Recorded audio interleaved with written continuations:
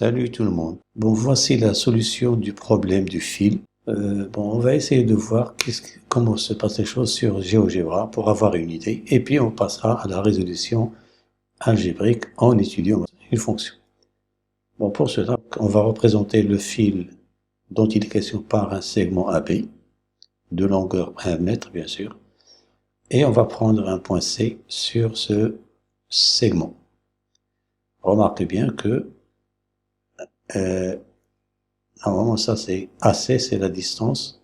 La distance A et C, c'est petit a. Si je veux représenter X pour avoir cette fonction-là. Alors, le problème consiste en quoi?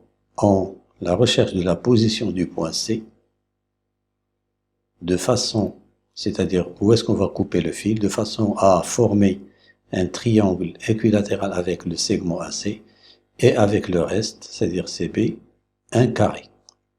Mais de façon que la somme des aires du triangle et du carré soit minimale. Alors pour cela, remarquez bien sur l'animation comment se passent les choses. S représente ici la somme des deux aires. Alors qu'est-ce que vous remarquez? Quand C varie sur AB, bien sûr, remarquez bien que la surface varie. À un certain moment, elle prend une valeur minimale, c'est 0,03, pour une certaine position de C. À droite, qu'est-ce qu'on a fait? Donc voilà, normalement cette courbe représente quoi? La surface des deux aires. C'est une parabole, remarquez bien que elle a un minimum, c'est le point R, il est atteint pour 0, entre 0,5 et 0,6. Donc ça, c'est la fonction qu'on doit trouver algébriquement et dont il faudra étudier les variations pour résoudre le problème. Voici donc, on va passer à la solution algébrique du problème. Problème du fil. Bon, voilà on va représenter le fil par un segment AB et on va prendre un point M variable sur ce segment. C'est le rôle que jouait C dans l'animation. Je vais prendre la distance entre A et M, X, et le reste, c'est 1 moins X, du moment que le fil a une longueur de 1 mètre. Donc, de quoi s'agit-il? Donc, il faut construire, à partir de cette longueur AM, X, un triangle équilatéral, c'est-à-dire quoi? Que chaque côté doit mesurer X sur 3. Voilà, donc c'est pour que, voilà, donc on va diviser ce X par 3 pour avoir un triangle équilatéral. Et puis avec le reste, on va construire un carré de côté, bien sûr. Chaque côté doit avoir combien? Il faut diviser 1 moins X par 4. Maintenant, il faut chercher les surfaces des deux polygones. On note S1, celle du triangle, S2, celle du carré. Bon, pour le calcul de la première surface, on sait que la surface d'un triangle, c'est la base sur 2 fois la hauteur. D'accord?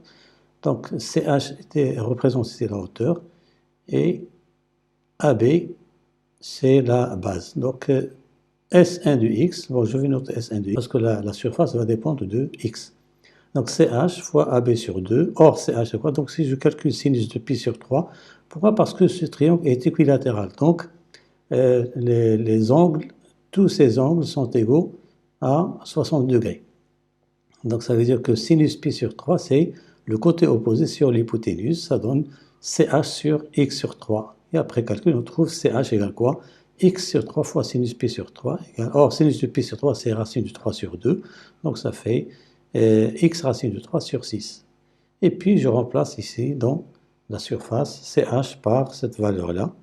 On trouve X fois racine de 3 sur 6. Et sur la base sur 2, c'est X sur 3 sur 2, ça fait X sur 6. Finalement, on trouve ça, c'est la surface du triangle ABC. Pour la surface du carré, bon, le carré du côté, c'est-à-dire 1 moins X sur 4 de ce au carré. La surface totale, l'aire totale des deux polygones, c'est la somme des deux surfaces. Donc, on trouve ceci. Donc c'est la fonction qu'on a vue dans l'animation. Bon, donc il faut étudier les variations de cette fonction sur 0,1. Alors pour cela, qu'est-ce qu'on fait? Je vais utiliser un résultat que vous avez vu. La dérivée du carré, u carré prime, c'est 2u fois u prime. Donc c'est ce que je vais utiliser ici. S prime de x égale quoi? 2x avec 36, ça fait racine de 3 sur 18, x. Et en simplifiant par 2, on trouve 1 moins x sur 8. Donc finalement, on factorise par x, on trouve cette quantité-là. Il y a un peu de calcul, mais il faut aller doucement. Donc c'est où est-ce que la fonction dérivée s'annule, d'accord? Donc elle s'annule quand ce binôme s'annule. Donc notre fonction elle est décroissante puis croissante. Donc nous remarquons que d'après le tableau de variation, que cette fonction admet une valeur minimale, c'est au point 9 sur 4 racine de 3 plus 9. Et si vous calculez, vous allez trouver que ce x0, là où la fonction admet une valeur minimale, c'est presque 0,57. C'est ce qu'on a trouvé dans l'animation qu'on a vue précédemment. D'ailleurs, la surface est minimale et dans ce cas, on remplace x par x0. Donc ça fait, on trouve presque 0,03. Donc voilà, ceci concorde avec les résultats qu'on a déjà vus dans l'animation. Voilà, c'est terminé pour cet exercice. Je vous laisse à la fin de cette vidéo un nouveau problème auquel vous pouvez réfléchir en attendant la solution dans une prochaine vidéo. Merci pour votre attention et à la prochaine.